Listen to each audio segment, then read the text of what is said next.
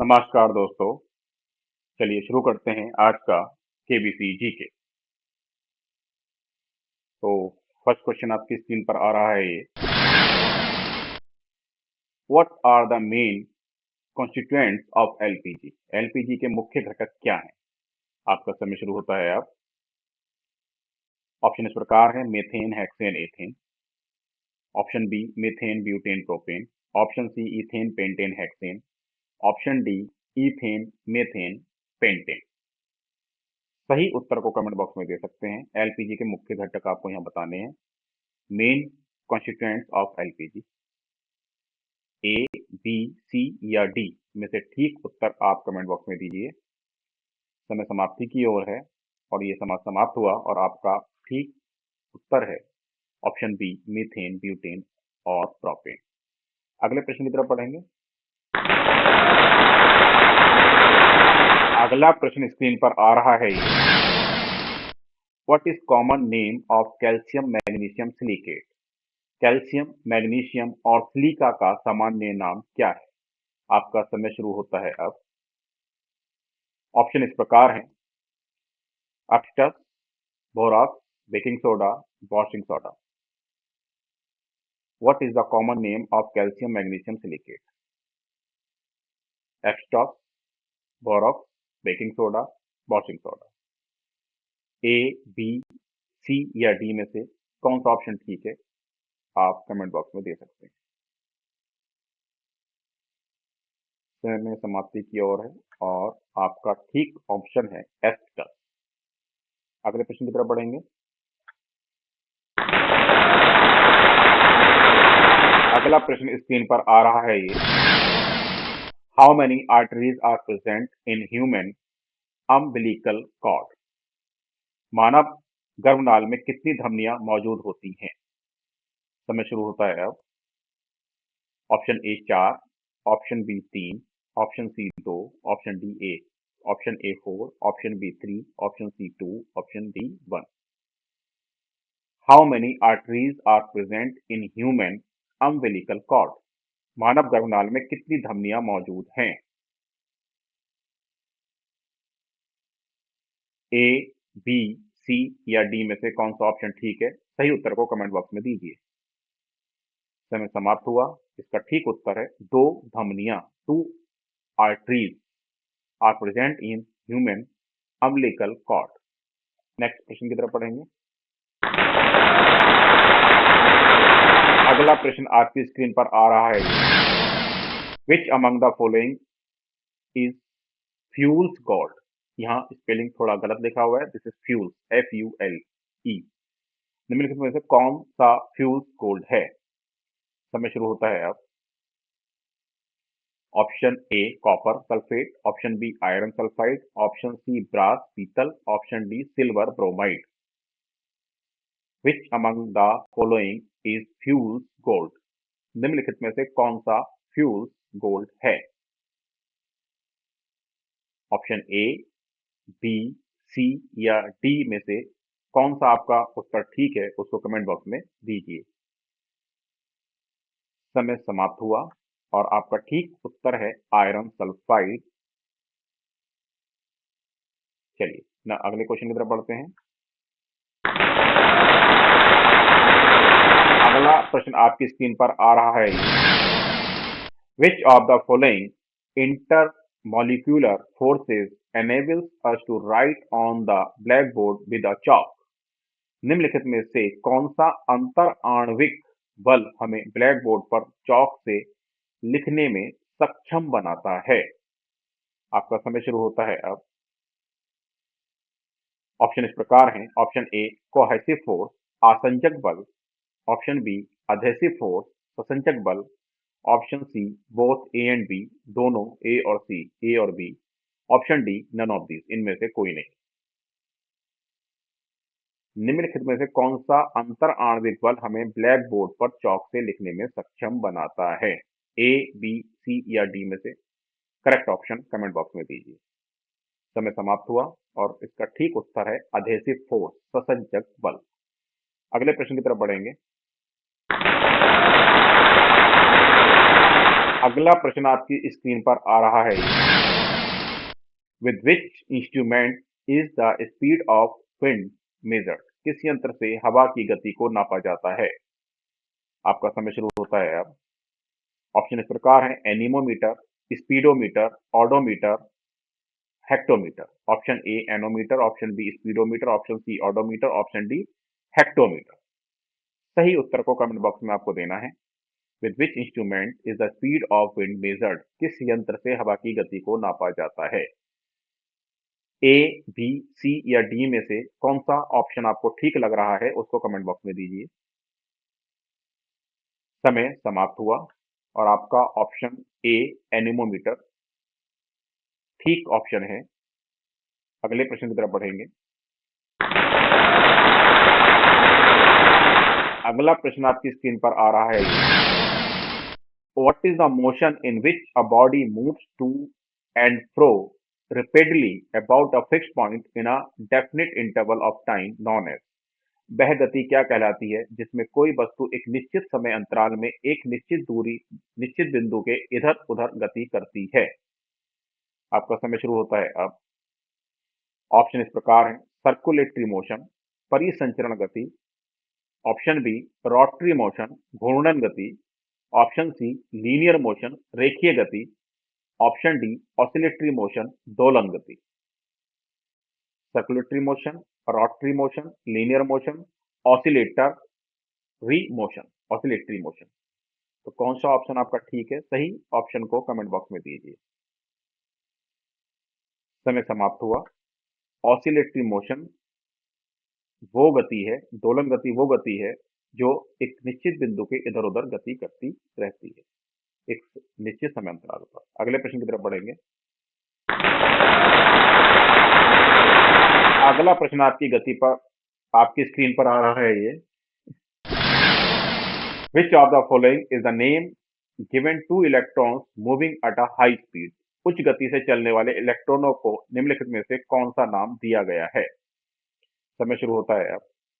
Option इस प्रकार है: alpha particles, option B beta particles, option C gamma particles, option D none of these, इनमें से कोई नहीं। Which of the following is the name given to electrons moving at a high speed? उच्च गति से चलने वाले इलेक्ट्रॉनों को निम्नलिखित में से कौन सा नाम दिया गया है? ऑप्शन ए alpha particles, beta particles, gamma particles और नन ऑफ दीज। सही उत्तर को कमेंट बॉक्स में दीजिए और आपका सही उत्तर आ रहा है ये ऑप्शन बी बीटा पार्टिकल्स। अगला प्रश्न आपकी स्क्रीन पर आ रहा है ये। Which of the following mixture can be separated by fractional distillation method? Which of the following mixture can be separated by fractional distillation method? निम्नलिखित में से किस मिश्रण को प्रभाजी आसवन विधि द्वारा अलग किया जा सकता है? आपका समय शुरू होता है अब। ऑप्शन इस प्रकार है: एयर वायु, क्रूड ऑयल कच्चा तेल, क्लोरोसिलिनेंस और ऑल ऑफ द एबव। सभी ऑप्शन ठीक हैं। सही उत्तर को कमेंट बॉक्स में दे सकते हैं: वायु, crude oil, chlorosilanes, all of the above. समय समाप्त हो रहा है और आपका ठीक उत्तर है ऑल ऑफ द एबव। अगले प्रश्न की तरफ बढ़ेंगे। अगला प्रश्न स्क्रीन पर आ रहा है ये। Which of these metals is used as a reducing agent in the gold smith thermite process? इनमें से किस धातु का उपयोग गोल्ड स्मिथ थर्माइट प्रक्रिया में कम करने वाले एजेंट के रूप में किया जाता है? आपका समय शुरू होता है अब। ऑप्शन इस प्रकार है: एल्यूमिनियम, गोल्ड, सोना, सिल्वर, चांदी, ऑप्शन डी कॉपर, तांबा। Option A aluminium, option B gold, सोना, ऑप्शन सी सिल्वर, चांदी, ऑप्शन डी कॉपर, तांबा। इनमें से किस धातु का उपयोग गोल्ड स्मिथ थर्माइट प्रक्रिया में कम करने वाले एजेंट के रूप में किया जाता है? ठीक उत्तर को कमेंट बॉक्स में दीजिए। ऑप्शन ए, बी, सी या डी में से सही उत्तर कमेंट बॉक्स में दीजिए। समय समाप्त हुआ और आपका ठीक उत्तर है एल्यूमिनियम। अगले प्रश्न की तरफ बढ़ेंगे। अगला प्रश्न आपकी स्क्रीन पर आ रहा है, which of the following represent the reaction of calcium oxide and water to form slaked lime. निम्नलिखित में से कौन सा कैल्शियम ऑक्साइड और पानी की प्रतिक्रिया को दर्शाता है जिससे भुजा हुआ चूना बनता है। आपका समय शुरू होता है अब। ऑप्शन ए डिस्प्लेसमेंट रिएक्शन विस्थापन प्रतिक्रिया, ऑप्शन बी कॉम्बिनेशन रिएक्शन संयोजन प्रतिक्रिया, option C double displacement reaction दोहरी विस्थापन प्रतिक्रिया, option D none of these, इनमें से कोई नहीं। तो सही उत्तर आपको बताना है कैल्शियम ऑक्साइड और पानी की प्रतिक्रिया को दर्शाता है जिसमें भुजा हुआ चूना बनता है। इनमें से कौन सा ऑप्शन ठीक है। समय समाप्त हुआ। कॉम्बिनेशन रिएक्शन संयोजन प्रतिक्रिया। अगले प्रश्न की तरफ बढ़ेंगे। अगला प्रश्न स्क्रीन पर आ रहा है, what amount of carbon dioxide is present in earth atmosphere. पृथ्वी के वायुमंडल में कार्बन डाइऑक्साइड की कितनी मात्रा मौजूद है। समय शुरू होता है अब। ऑप्शन इस प्रकार हैं, 12%, 1%, 0.04% और option D 3.8%। Option A 12%, option B 1%, option C 0.04%, option D 3.8%। सही उत्तर को कमेंट बॉक्स में दीजिए। ए, बी, सी या डी में से कौन सा उत्तर आपको ठीक लग रहा है उसको कमेंट बॉक्स में दीजिए। समय समाप्त हुआ। ठीक उत्तर है ऑप्शन सी 0.04%, 0.04% कार्बन डाइऑक्साइड मौजूद है पृथ्वी के वायुमंडल के अंदर। अगले प्रश्न की तरफ बढ़ेंगे। अगला प्रश्न आपकी स्क्रीन पर आ रहा है, which metal is use in a galvanization process. गैल्वेनीकरण प्रक्रिया में किस धातु का उपयोग किया जाता है। आपका समय शुरू होता है अब। ऑप्शन इस प्रकार हैं, टिन, लेड, जिंक, कॉपर, तांबा। Which metal is use in a galvanization process. गैल्वेनीकरण प्रक्रिया में किस धातु का उपयोग किया जाता है। टिन, लेड, जिंक और कॉपर। सही उत्तर को आप कमेंट बॉक्स में दे सकते हैं। आपको कौन सा ऑप्शन ठीक लग रहा है इन चारों ऑप्शंस में से, ए, बी, सी या डी में। समय समाप्ति की ओर है। समय समाप्त हुआ और आपका ठीक उत्तर है जिंक, सी ऑप्शन। अगले प्रश्न की तरफ बढ़ेंगे। अगला प्रश्न आपकी स्क्रीन पर आ रहा है, which base is present in milk of magnesia. Milk of magnesia में कौन सा क्षार मौजूद होता है। आपका समय शुरू होता है अब। ऑप्शन इस प्रकार है, calcium hydroxide, option B ammonium hydroxide, option C magnesium hydroxide, option D sodium hydroxide. Which base is present in milk of magnesia. Milk of magnesia में कौन सा क्षार मौजूद है। सही उत्तर आपको कमेंट बॉक्स में देना है। ए, बी, सी या डी में से कौन सा ऑप्शन आपको ठीक लग रहा है उसको कमेंट बॉक्स में दीजिए। समय समाप्ति की ओर है। जल्दी से अपने आंसर कमेंट बॉक्स में डालिए। समय समाप्त हुआ और ठीक ऑप्शन है मैग्नीशियम हाइड्रोक्साइड। अगले प्रश्न की तरफ बढ़ेंगे। अगला प्रश्न आपकी स्क्रीन पर आ रहा है, petroleum can be categorised under which one of the following term. Petroleum को निम्नलिखित में से किस शब्द के अंतर्गत वर्गीकृत किया जा सकता है। आपका समय शुरू होता है अब। ऑप्शन इस प्रकार हैं, एलिमेंट तत्व, हाइड्रोकार्बन, पॉलीमर, सॉल्ट नमक। पेट्रोलियम को निम्नलिखित में से किस शब्द के अंतर्गत वर्गीकृत किया जा सकता है। तत्व, हाइड्रोकार्बन, पॉलीमर, नमक। Petroleum can be categorised under which one of the following terms, element, hydrocarbon, polymer, salt. सही उत्तर को कमेंट बॉक्स में दीजिए। ए, बी, सी या डी। समय समाप्त हुआ और आपका ठीक उत्तर है हाइड्रोकार्बन। तो पेट्रोलियम हाइड्रोकार्बन में वर्गीकृत होता है। अगले प्रश्न की तरफ पढ़ेंगे। अगला प्रश्न आपकी स्क्रीन पर आ रहा है, Who among the following is considered as the father of modern ecology. निम्नलिखित में से किसे आधुनिक पारिस्थितिकी का जनक माना जाता है? आपका समय शुरू होता है अब। पहला ऑप्शन है रामदेव मिश्रा।